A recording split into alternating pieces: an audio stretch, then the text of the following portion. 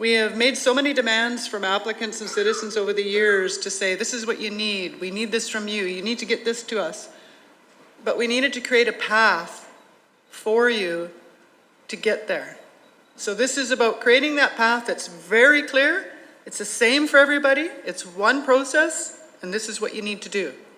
And create a system that we're safe inside to do that work. So Isaiah, who is one of our newest citizenship intake people, is going to make an application online right now and show you exactly how it works. And this will be everybody's experience, whether you're on the phone and you're sitting in your car waiting for your kid, and you think at that moment, I'm gonna apply for citizenship, get on your phone and apply for citizenship. Get on your laptop and apply. Or send us a paper application. But we're trying to create that path that however way you want to do it is the way it's going to happen for you. We're not going to restrict any of this. So people still like paper applications, and that's why we have paper applications. So you're going to use the criteria? Yeah, so Isaiah's ready to go here. So as we went through all the people that are leading their amazing teams in the citizenship process, and it's very complex and it needs to be, we talk about the criteria for being Métis, and the Ministry of Citizenship, the way we have set it up in the process, is based on the criteria for citizenship. So you must first identify as Métis. You're applying for citizenship. You're going to reach out to Patricia, and you're going to say, okay, I'm going to put an application together, or I'm going to apply for citizenship. You must have a connection to an objectively verifiable Métis ancestor. So that goes to Michael and to Terry, where their teams work on this application and do that objectively verifiable process that we need to do. You must be distinct from other nations, including First Nations. We need to make sure that you're not status First Nations. And the new application form right away asks up front, do you hold a certificate of First Nation status from Canada, from Indigenous Services Canada? Yes or no? And we'll walk through that with Isaiah on the form. You must be accepted by your Métis chartered community. As Denise said, this is the most important part, but it's been a really kind of hard process for some community leadership to work through.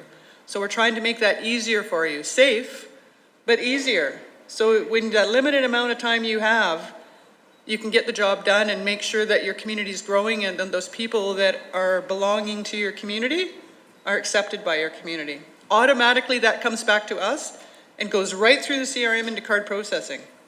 Nobody else has to, the cards are getting printed.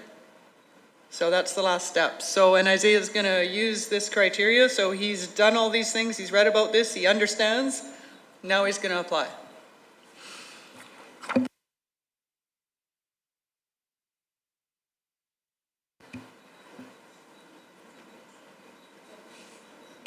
Thank you so much. I'm just doing a simple, quick application here. I'm Isaiah. I'm a part of the citizenship intake team, and please for the questions at the end.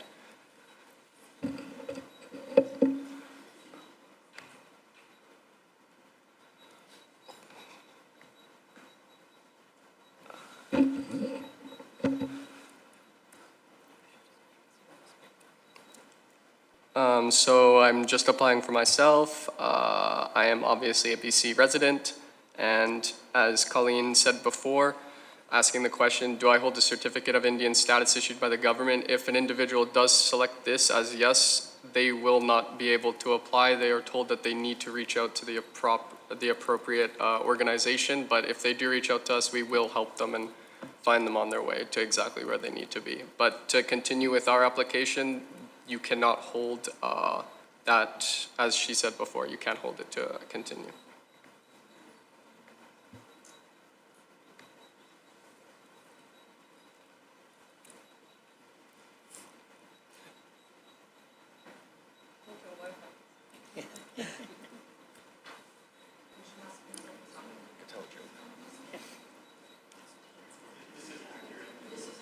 Yeah, yes. This is hotel Wi-Fi. Sorry, yeah, oh my God, we're not in a hotel, right?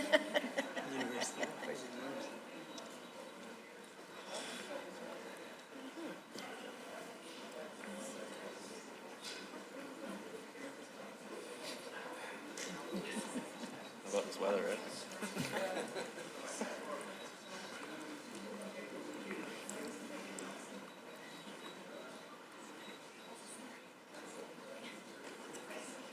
This was not part of the prelim yesterday. We did have quicker Wi-Fi yesterday. So all of you guys are on Wi-Fi. That's why it's so slow. Oh, yeah, exactly. Yeah.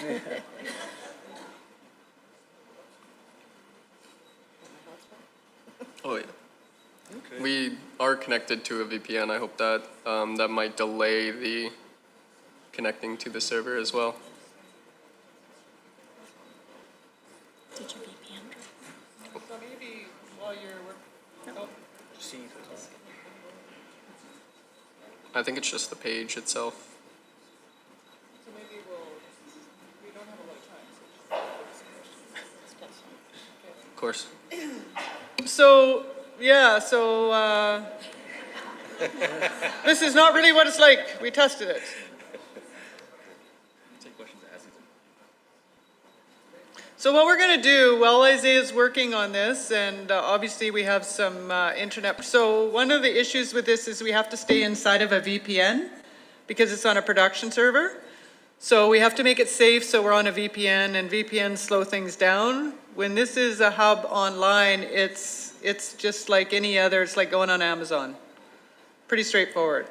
But we're not going to hold things up. So we're going to open the floor to any questions that anybody has, because we only have so much time together, and please use the mic, and please identify yourself and which community you're from. That would be awesome. Hi, I'm Kelly from Wachia Métis. I have a question.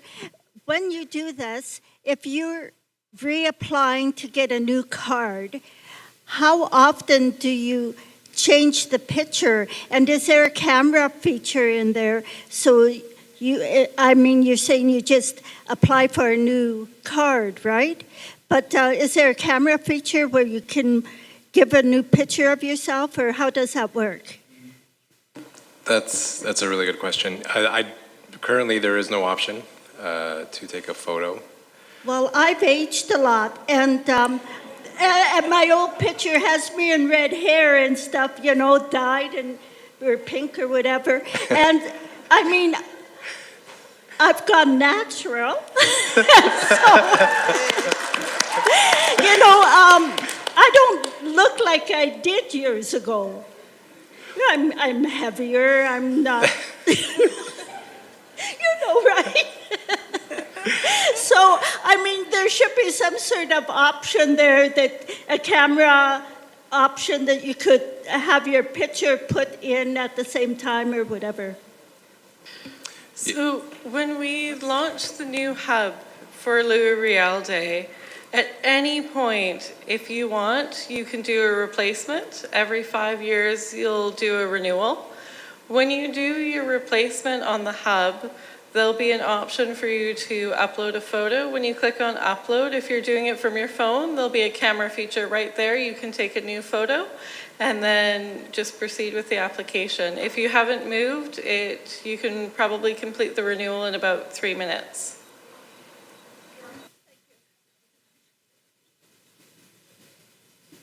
Hi, Jeff Crozier, Rocky Mountain Métis Association in Cranbrook. One of the biggest perceptions that we're having right now is I will get a letter as a president, I'll sign it off, send it back to you guys, and then there's nothing, no crickets. I have one specific citizen who I signed the letter back in May and still hasn't received a citizen card or anything else. Just was wondering what the process is once we sign as presidents, once we sign the letters back to you guys, then what?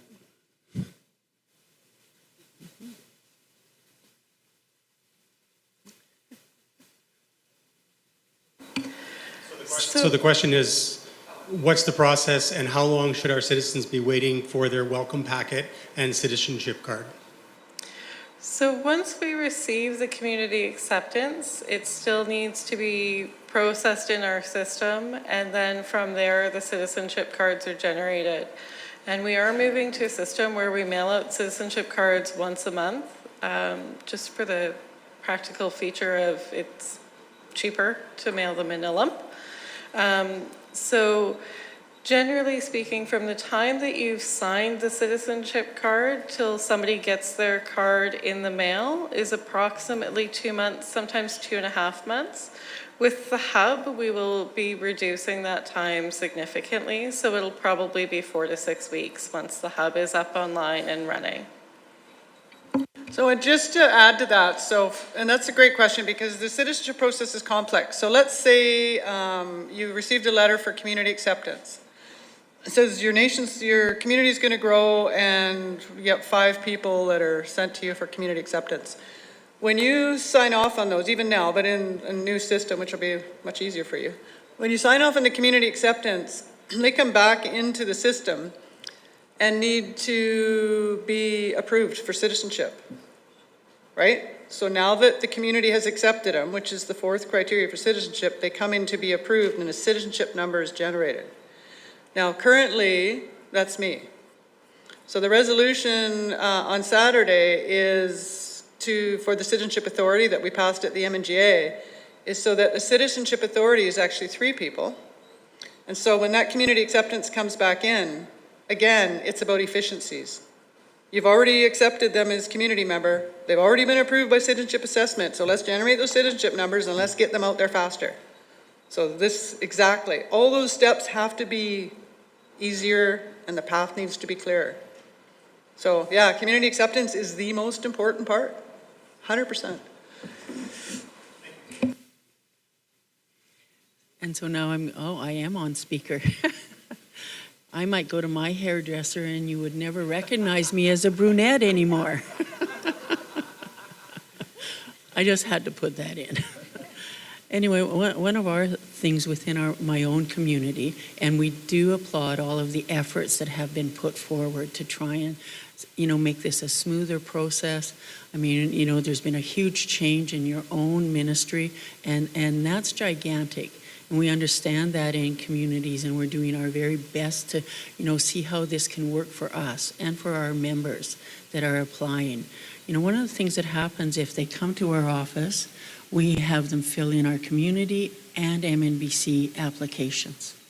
So then we are now waiting for MNBC to actually send that letter before giving them acceptance, even though we've looked and it's very apparent that they will fit and will be a community member. And then once we get that letter, then we call them and they come in and we give them our own card as well, because we also do a lot of handouts, different cultural items, things that are made by different elders and individuals in our community. And that piece actually ties them and connects them right to us.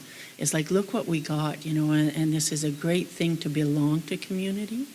And, that part is so important from our perspective that we have seen them and we have spoken to them. And, as soon as they do, and many of them are extremely excited if they have applied to MNBC first, and then they get the call from us when we get your letter for me to sign as the president.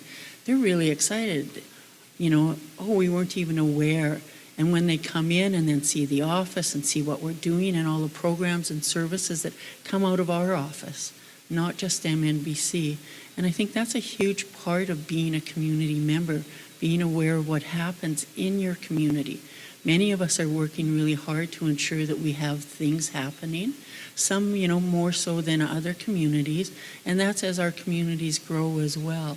And so our process then, if all that we do is you send us a letter and we've never heard from that individual and I sign it, my board and community are not going to be happy with me that we've accepted someone that we don't even know who they are. And, they're not going to be involved or be a part of us or benefit from what we have to offer. And I think that's part of where we're stalling on this last step of community acceptance. That process, we've even evolved it over the years since I came on and became involved, because it was much more complicated within our own community previously. And that part moving forward and then attempting to be on board alongside MNBC is important. Because without that involvement of the community, those individuals are still sitting on the outside and they're not actively involved regularly in their own space that they live in. So yeah, that's just one of our concerns and thoughts coming from where we are and who we are, right, out in community. And I know many communities are trying to even, when they're able to, expand what they're able to do for people that are applying. But thank you for all of your efforts, and please, we're hopeful that you can attempt to understand and be patient with us out here, that we also have a process, and we've tried to streamline it, and, that individual contact is still a priority for us in our community. So thank you.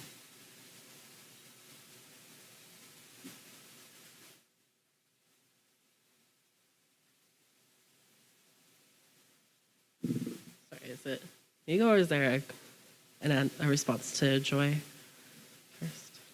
I have a few questions, so I'm not sure the best way to do that, but my first one is, what is the process going to be for changing gender or sex on the MMBC card? So, thank you for asking that. That's a great question. It's something that we've actually had in process for almost 5 years now, and we just haven't really communicated that out. So the process on the new applications will be more clear. The process would be, you would need to submit a renewal form, and on the renewal form, on the hub, it's going to ask, one of the questions it asks right near the beginning, right after you put in your name, is, have you changed your name or gender since your last citizenship card was issued? If you say yes, it'll ask if you've changed your name or your gender or both. And then it gives the instructions right there on how to proceed and what we need to update that. So we really have tried in the new applications that are coming out to make it more clear that first of all, that's possible, and then to lay out very clearly the instructions on how to proceed with that. Is there support for Two-Spirit, trans, non-binary people in navigating that change?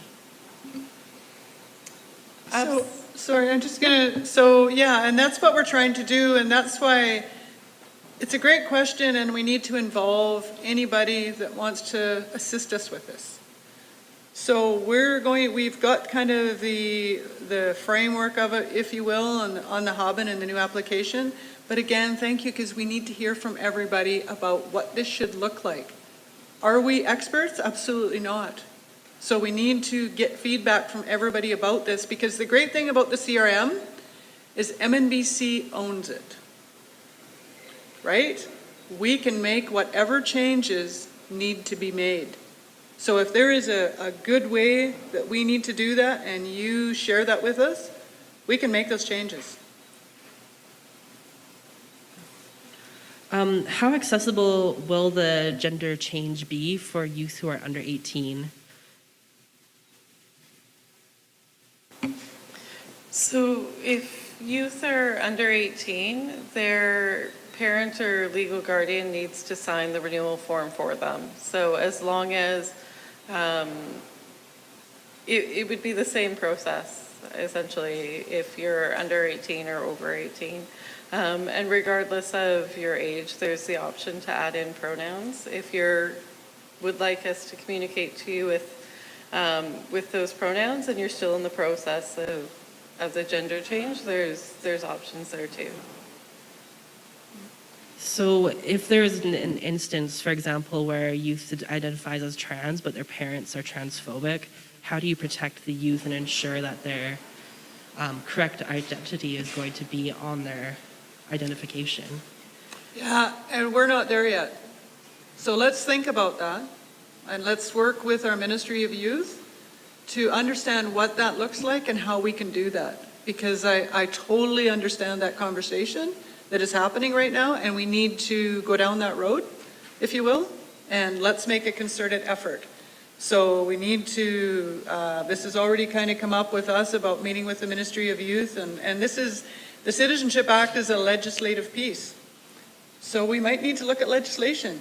So these are the changes that we need to make, but we need your guidance to make those changes. And last question, I promise. Will non-binary gender options be kept even if a more homophobic government is elected provincially or federally? And if that were to happen, how would gender-related citizenship information be protected for our Two-Spirit folks? Really good governance question. So first of all, everything is protected. The integrity of the citizenship registry is protected for everyone, And I believe that as a Métis government, we decide how we do things.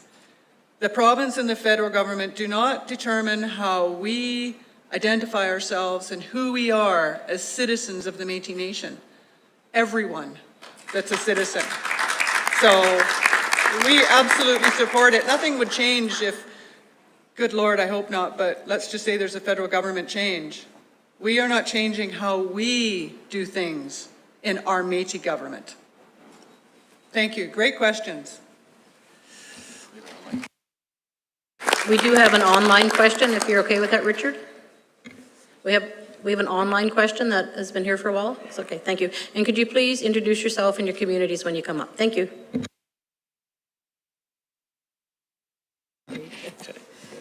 Okay, online question from Lloyd Hogue. Lloyd Hogue from Mid-Island Métis. Have you ever disallowed citizenship because a charter community has not signed off on the community acceptance? So just repeat the question. Have you ever disallowed citizenship because a chartered community has not signed off on the community acceptance? Okay, so it's not about the Ministry of Citizenship being the almighty ruler here or making a bunch of decisions arbitrarily about anything. It's legislated. The Citizenship Act is a piece of Métis government legislation that all of our citizens agreed on, voted on, and put in place, and we are following it. And part of that legislation indicates that if a chartered community president does not sign off on community acceptance after 90 days, this individual that is a citizen will be given their citizenship card. That's a piece of legislation that everybody that's a citizen voted on. We don't make those determinations or come up with those decisions. It's a legislative piece. So I hope that answered the question.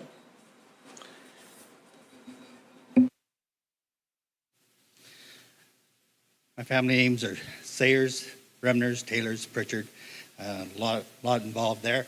I'm the elected leader for the Cowichan Valley Métis. My name is Richard Lewis. I haven't received a letter to say that I'm not Métis.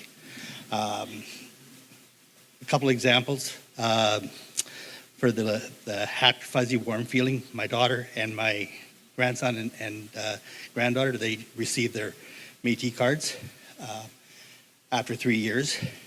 And my grandkids received their cards a year before their mother did. So there's obviously some work to be done.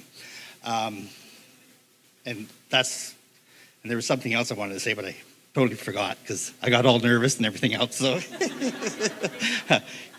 but I'll be back. Thanks, sorry.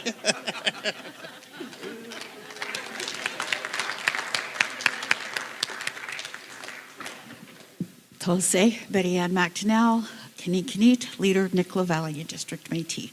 No, I'm not going to give you a hard time. I did that last night. And I appreciate all your answers. I do have a question, and it's a really simple one. But I get asked this all the time by my community. How do we expire? What is with having to renew because I'm expired? I know I'm getting old, but I haven't expired. Marcy. Awesome question, Betty Ann, and I love it when you give me a hard time because, yeah, I know where you live.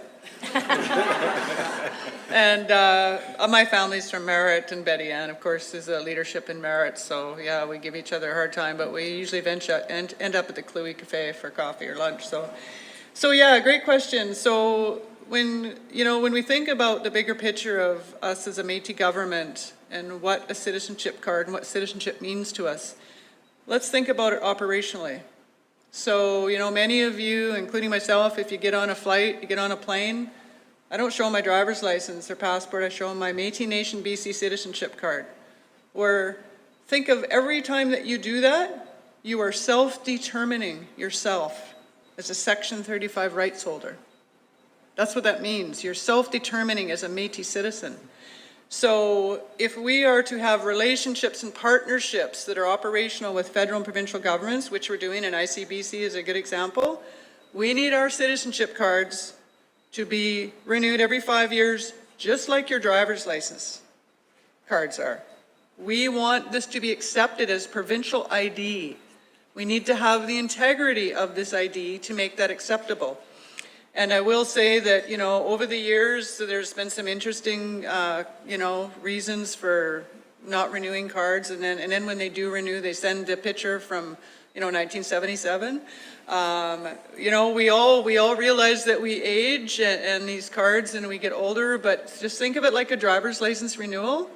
If we want to use those citizenship cards in a good way, they need to be professional identification that is recognized by the provincial government. And if we have a card that's expired like in, you know, 2011, it will be questioned. So we need to keep on track with that. I hope that answers the question, Betty Ann. Marcy. Thank you. We'll take the individual at the back mic and then the front Okay, mic. and so we have an online question, I guess. So we have to kind of go. Keep in the order. Yep, perfect. Thank you, Colin. This is a lengthy one, so I'll go in two parts. Sure. Okay. First part, what is the extent of data security measures in place to protect our personally identifiable information?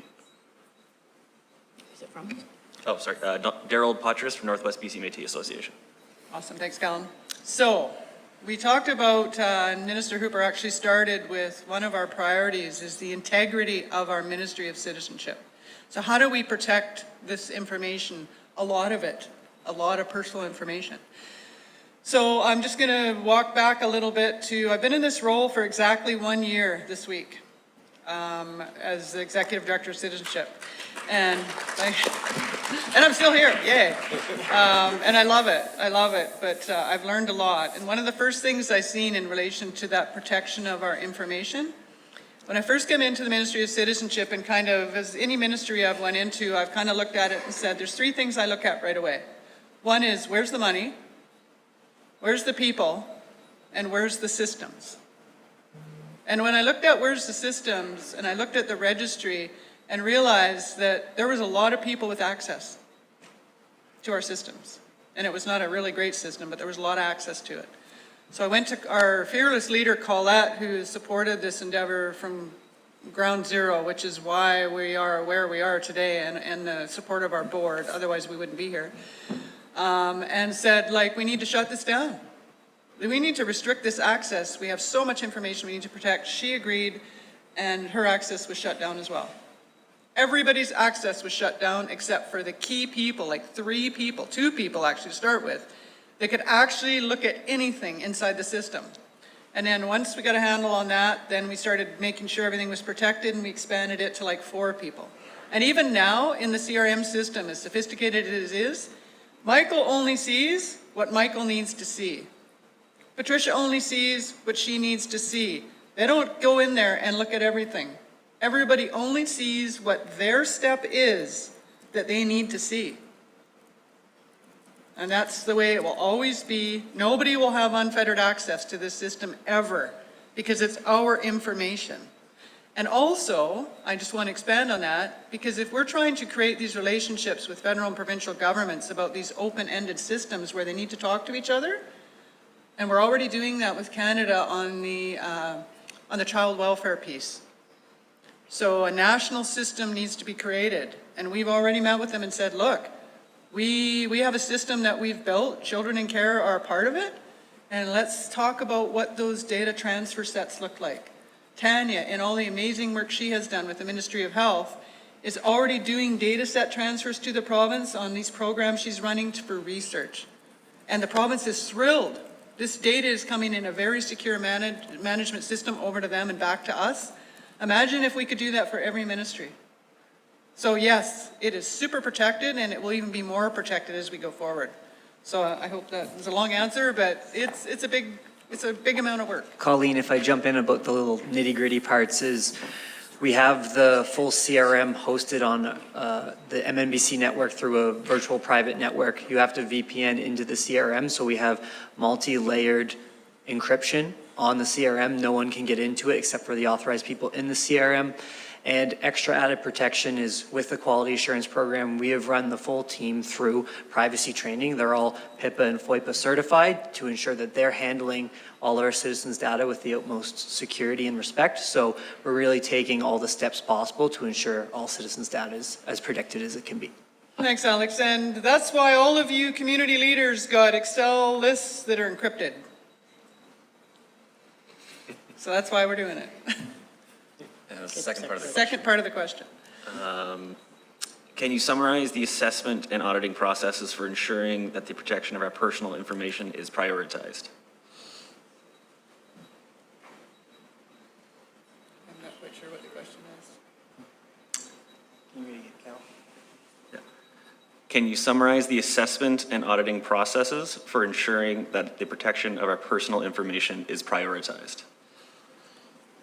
Yeah, sorry, I just don't understand what the question is. Ask him to email it to us. Ask me about Yeah, sorry. Maybe we'll just jump.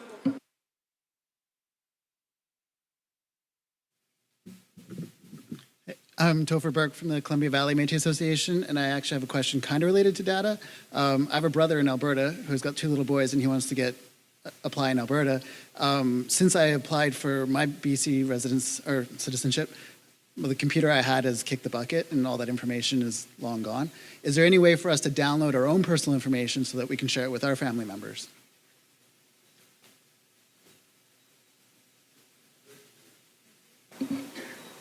That's a great question.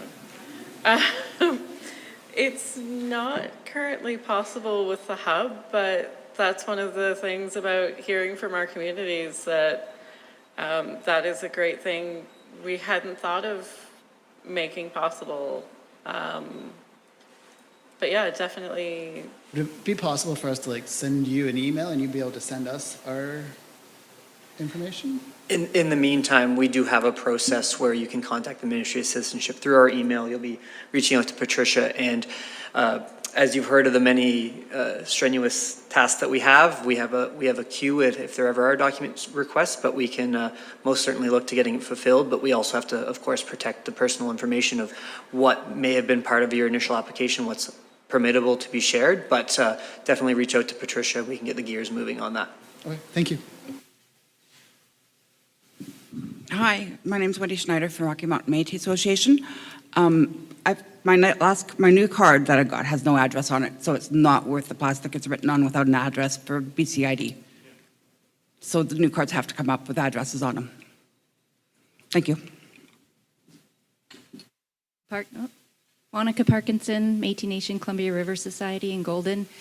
Is there going to be any changes to the documentation required when you're renewing, specifically baptismal records that I was able to use when I first applied for my grandfather? So are we talking about renewing your citizenship? Renewing and or applying for new. Like, are you going to need to have the birth records specifically? Absolutely, yes. Or baptismal records still going to be Long form birth accepted? certificates. Yeah, Sure, but this yeah. is for my grandfather, which I was able to use a baptismal record for him. My father, I had the long birth certificate, but my grandfather was a baptismal record. And I want to verify if I'm going to need, because my renewal is coming up, if I need to dig further, because that was never in any documentation that we were able to find. Okay, thank you. So we got a couple of questions here, I think, because a renewal process is much different than an application process. So if we start with the application process, and I'm going to pass it over to Denise, yes, absolutely there have been changes. And when we talk about protecting the integrity of the registry, accepting baptismal records is fine, but we need long-form birth certificates, because long-form birth certificates are objectively verifiable and cannot be altered. So it's very important. And the clear answer is, we need long-form birth certificates, but I'll pass it over to Denise. Thank you. So for the renewal process, we don't ask you to resupply the documents that you supplied at the application stage. When you renew your citizenship card, which you do every 5 years, we need a new current color photo of you and a copy of your driver's license to verify that you're a resident of BC. And then the rest of the form is is just making sure that we have the correct and current contact information for you. And once the hub is launched, you'll be able to do that right on the hub. You can take the photo right from the system. And if going through an audit, would I be flagged because I don't have a grandfather's birth record? We're in the process of auditing, and it's like, and Alex mentioned, it's not a project, it's a process. So we're determining what those processes are right now, so we can't answer that question because we're not that specific. But it's a really good question, because I will say, and I want to be transparent here, that things have evolved, and in the past there was some situations where maybe not everything that should have been on that file is, right? People were asked for different things changed, you know. So once we have a really good understanding of that, because, you know, we have over 24,000 citizens, so at no given time are we gonna be able to know what that looks like. But by building systems that can help us look at it, you know, like breaking down, like I'll give you an example. A lot of times in the past, applications and documents were one PDF document that could be 40 pages long. There's no way you can search it. So we understand that we need to break apart every one of these documents into these pieces. So one is long form birth certificates, one is genealogy, one is the proof of residency or ID. Like, we have a lot of work to do. So, and creating systems that are sophisticated enough to help us do that work is where we're at right now. But you brought up a really important part of the work we need to do that's in front of us. And we want to be able to give you those answers. And we wanted to support you to get the stuff maybe that you don't have. Maybe if you are missing a certain baptismal record, long form birth certificate, we need to support you to understand what it is that you need. But we don't know ourselves yet. But we got a lot of work to do. I think so. One more question? Thanks. Yeah. My name is Barb Hume, and I'm from Métis Nation, Greater Victoria. As you've been speaking today, Patricia keeps being identified as your first point of contact. So, and they talk about having a phone number and an email address. How about sharing that with us now? Because sometimes going to the website and trying to find some things is a real pain and impossible to navigate for some of us. So if you can share that, that would be really, I'm sure, appreciated by some. Thank you. And I've even got my pen and paper here, just so I'm ready. Go for it. And of course, I don't have the phone number on me. It's our 1-800 number, 1-800-9, anybody have it? 940-1150. Look at that. Not your phone number. No, it's the no. office phone number that's been there for the last eon or more. Yeah, and it works. It works really and well. And then, what do? Ask for whom? You don't have to ask. There's buttons. If you want citizenship, press 1, and it works. Number 1. Yeah, we're number 1. Just, okay, Yeah. as long as Yeah, and if it goes crazy, just go to a reception and then she'll forward me. Okay. And the email address is citizenship@mnbc.ca. Who would have thought, eh? Yeah. Citizenship@mnbc.ca. Thank you.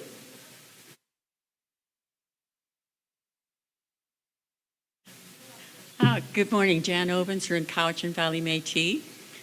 I heard that question about the long form birth certificate. I understand that.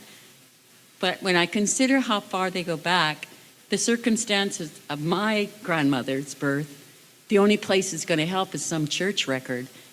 And, well, I can understand why you might not trust that, because the experience we know. And I'm concerned. I don't want that letter that says, I'm not Métis, because my grandmother's birth was a challenge, let's say. And the province really didn't care to register with a long-form birth certificate. So I just throw that caution out there, how far that needs to go back. And I'm sure you'll have that discussion.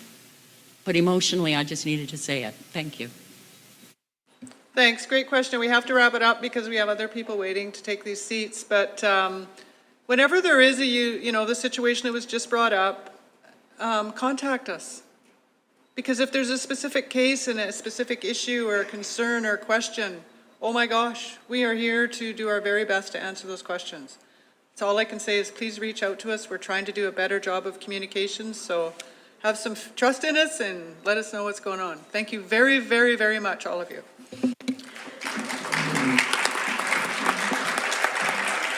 Our team is here all weekend, and Isaiah would love to go through their application with you at the table whenever he can, so thank you.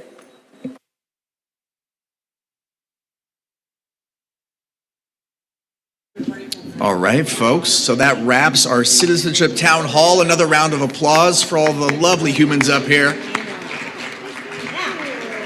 And please join us back here at 10:45. We'll have some people speaking on behalf of the Royal BC Museum about some community conversations. So please grab a coffee outside, and following that, we'll be having lunch. Thank you.